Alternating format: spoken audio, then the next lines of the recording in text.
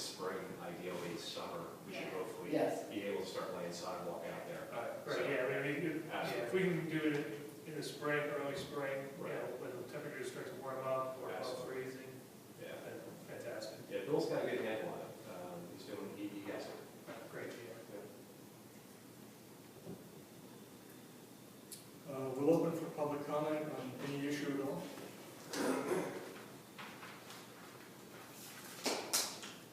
Seeing none, we'll close. I have no mayor's notes.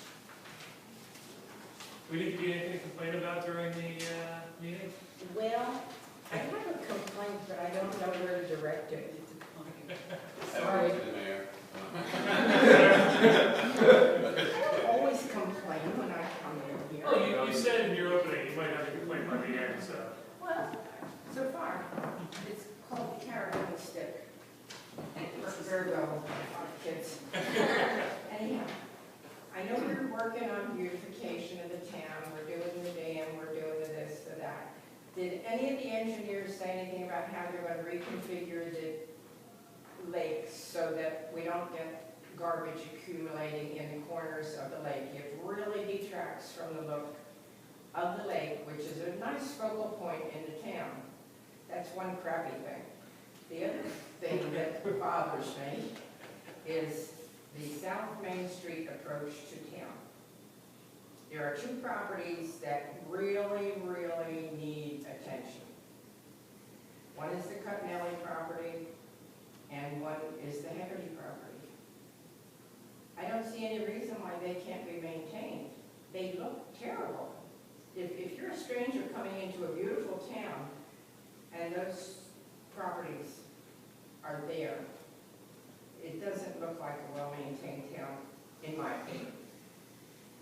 I'm a different generation than all of you, but I don't recall anything like that happening in Cranbury in long ago.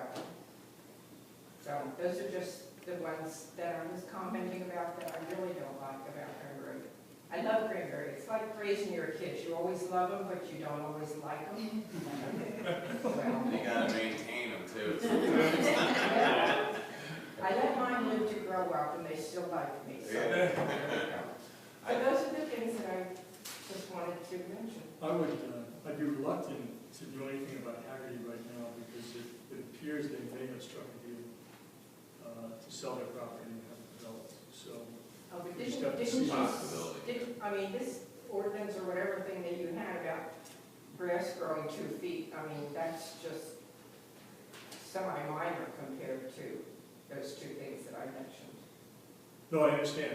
I mean, they certainly would be under that ordinance, there's no question, but it does appear that Something's in the they may works. not be owning the property before too much longer. And the people who buy it have definite plans for it, so it looks like that whole area will change rapidly. Yeah, we didn't realize the duration of how long it would take to have someone interested in doing something other than leaving it open space and kind of looking the way it does right now. But it does, as the mayor mentioned, it looks like there's an interest in doing something with that property that would be fitting for the way it's zoned.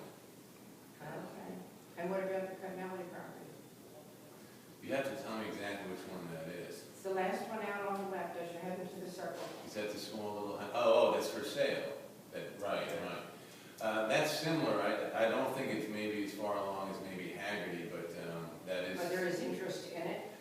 My understanding, the problems it has is to some degree, we talk about DOT or DOT state issues as far as egress and ingress on that property. But I agree. I think that needs maybe some looking into maybe sooner than. And I mean, even, I don't know how many real estate people are here. People that handle real estate, they can maintain a property and bill the people that they're maintaining a property for, can't they?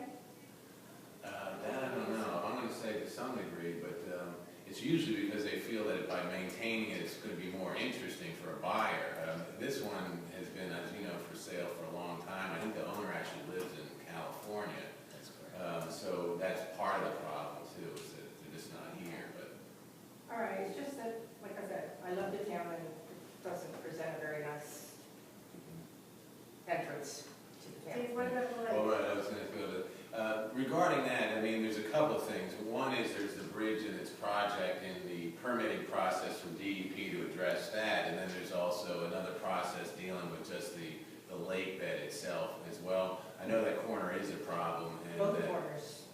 Yeah, And the yeah. south corner, collect debris. Right, and I think probably the south side in particular by the Houston's wall specifically is the one that you're probably describing as one of the worst offender. The hope is that some of that will be addressed. I don't know how much of it will be at the time, but some of it has to be dealt with just because the construction will be done on the bridge foundation in that corner. But the hope is to deal with a lot of that sediment that's really built up there, which basically creates a slow eddy that just brings material in, but it's not enough to take it back out of that corner. It just kind of settles there. Well, I don't know engineering, but is it possible if they don't do anything else, if there could be like a boom of some sort? I mean, they use them to contain oil spills. Why can't they do something like that to contain accumulated crap? Yeah, well, the Stuff. hope is, Excuse me. yeah, no, I understand. Well, the hope is to create some ability to take out some of what's creating that issue already. Now, that's where it gets back into DEP permitting and the like. And some of the scope of the existing permit for that, the bridge and dam project will allow us to address some of that. And we'll have to see how far we can address as far as getting that material out. Dave, won't the hydraulics of that corner change with the larger spillway also? It could, I just don't know if it's going to be enough that would. May not be enough. Yeah, yeah. Okay. I don't know, but I thought I'd ask. Right, Thank thank you. you. The comments also bring up, one resident grabbed me on Main Street the other day, and I'm sure we're thinking about this, but in case we're not, we'll just throw it out there. We all know the water level's been lower, there's a lot more stuff growing, and I guess they were just want to make sure that we're thinking about how we're going to address that once we're done. Yeah, we talked about that. Yeah, I've got that question as well.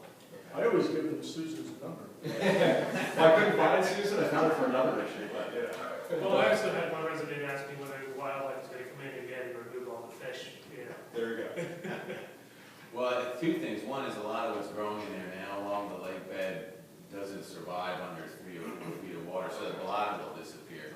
But that is something we may want to talk more about. We have talked about, I do have a call into somebody I know in the industry to see if they can give me some idea of what a management plan would cost, what it would cost us. Because first we've got to come up with a dredge.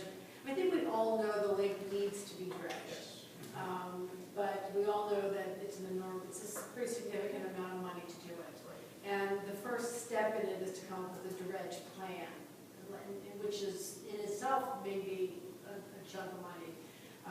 But I'm going to get a number for what that will be, so at least we'll have it in conversation. So the dredge plan would give us some idea of what it will cost us to dredge and what kind of options are available to us. Can we do something like they did in West Windsor, where they basically pumped it?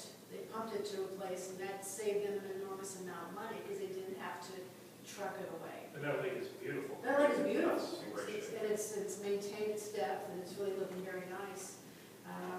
The other thing that we're going to have to think seriously about is routine lake maintenance. It has not had routine lake maintenance, and I think next year when we start talking budgets, we've got to face the fact that we're going to have to do something on a routine basis, and we'll need to come up with some numbers for that. I think we can't wait 30 more years. Right. So yeah, I see probably, if it sounds like the dredging is a longer term, we have to figure that out over the next several years. I think it's a shorter term, the stuff that's growing now will go underwater and die. We also still have that, what was that called, that green stuff, like the seaweed stuff? I guess Lily pads. and we stuff. still need to probably address that, I guess. And chemicals the way to go this time, you think? Chemicals most likely the way to go, All right? right. So we'll have to make that decision very early in the process, Right. because the individual that will apply the herbicide has to apply for a permit, and they need to do that very early in the year. Okay. So it's very early in our budget process, we're going to have to come to some sort of agreement on authorizing someone to go for the permit in order to do this. So we just have to keep that in mind in January when the time comes. Makes sense. Thank you. But it's something that we will need to do on an annual basis. This is not a one-shot deal. Yeah. This is something routine. Would the dredging get rid of that whole problem? Because I don't remember, growing up, I don't remember it was. It will for a time, because I was here when they dredged it the first time, and it takes it down. See, that issue is that sunlight penetrates, I think it's 4 4 feet, and that's when you had the lily pads and all that starting to grow. If we dredge below that, then you eliminate that issue, but what wasn't done originally was dredging a trough essentially by the 130 bridge where all the sediment would just fill, and then you just dredge that section. And the sediment's coming up to the Cranbury Main Street Bridge, and that's crazy. It's not past 130, it's almost a lost cause at this point, it's so bad. But yeah, I mean, to your point, I mean, yeah, growing up, I never remember all the seaweed and the lily pads and everything in the lake. Yeah. I would suggest it's something that we want to do before it's bad. You know, yes, Right. if we're able to dredge, we may not have the weeds, but we still may want to do a routine maintenance. Oh, absolutely, yeah, my thinking is just over the longer term. If this ends up costing us $50,000 every year to get rid of weeds, Right. you know, over the longer term, the dredging doesn't, You're better off spending the money up front. Yeah, I hear what you're because saying. you're gonna end up spending money longer term. Right. Yeah, dredging is only cost for more in the future. Yeah. And I think the plus is being that it was dredged once, let's say late 70s, that any sort of issues for the most part from a DEP point of view, I'm going to say, I'll go out on a limb, I don't know if there's really any heavy metals in it now, but whatever was bad probably went out in the late 70s, so I think what's in there now is probably less offensive maybe from it. Hopefully, I know you're smiling, Sue, I'm hoping less I think offensive. you're very optimistic. Uh, I think the difference is now there were not regulations then. Yes. When we dredged it last time, there was not a DEP. Okay, so we have a whole different scenario when it comes to regulations. We had no idea what It was. was Joe's dredging company.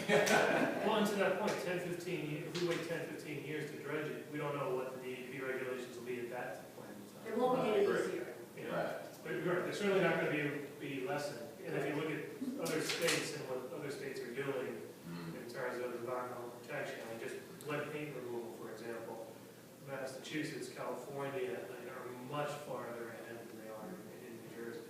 But I'm just gonna try to get a back of the envelope estimate that doesn't cost us anything to get, except maybe have to buy somebody lunch. That's great. And having give me some idea what a management plan would cost us and what a dredging plan would cost us, so that we've got something to work with. It was a good idea. Thank you. Any other public comment? We'll close the public portion. I'll entertain a motion to go into closed session. So moved.